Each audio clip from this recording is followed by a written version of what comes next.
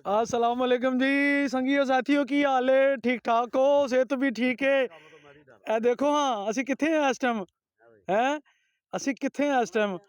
असी हाँ जनाब चौधरी मोहम्मद रशीद गुज्जर जिहड़े ना कटाने वाले उन्हां दे जरी फार्म ते देखो माशाल्लाह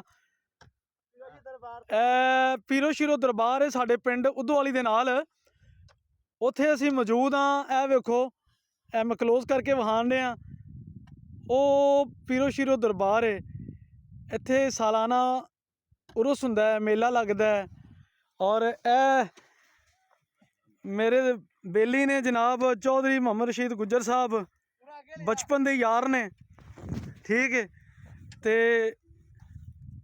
इन्हां दे भतीजे ने अली गुज्जर, ठीक है। ए वेखो ए हुंदा नहीं, ए हुंदियां ने पिंडां दियां रौनकां ते पिंडां दियां मेहनतां, ठीक है। ते असी लोग ते शहरां च बह के गल्लां कर लैन्ने आ ना कि जट जिमीदार मेहनत नहीं करदे। आ वेखो मैं आया वां इन्हां दे कोल लेट ही, ते 2-4 दिन पहले इन्होंने मैनू बुलाया सी। उस टाइम माशाल्लाह इत्थे कोई 50 जेहड़े ना जी काम कर रहे सी, जेहड़े मतलब जिन्हों ने छापर पाया है, ठीक है, जिन्हों ने सारी मेहनत की है। इन्होंने मतलब बंदे लाए सी काम वास्ते।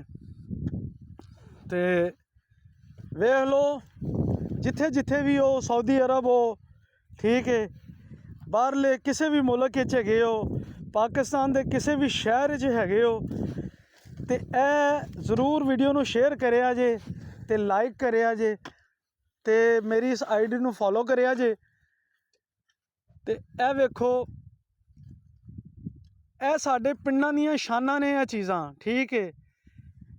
शहरियां नू ए चीज़ां कित्थे नसीब। ओ दूर दराटे वेखो पिंड नज़र आंदा है उद्धोवाली, और ए पिंड नज़र आंदा है बद्दो की, ठीक है जी। और ए इधर मेरा कैमरा दिखा रहा है कि ठट्ठा पियाँ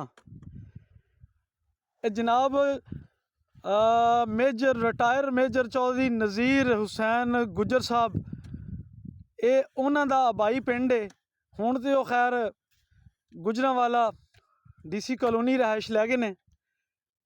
तो संगियो साथियों अज दी मेरी वीडियो सिर्फ इन्नी है कि वेखो किन्नी मेहनत दरकार हुंदी है, ठीक है, जिमीदारां नू। ते असी बस मूँह चुक के कह दिंदे हाँ कि खाने सौखे ने दवाने, ठीक है, खाने सौखे ने, लेकिन अगर इस फल दे पिछे तुसी मेहनत वेख लो जिमीदार दी, तो यकीन करो इधर वेखो चौधरी रशीद गुज्जर साहब ओडा इन्हां दा अपना वजन नहीं है जिन्नी वजन दी इन्होंने कही चुकी है। माशाल्लाह सेहत वेख लो हैं, तो मेहनत कर रहे हैं। अल्लाह हाफिज़। वीडियो नू लाइक करें, शेयर करें।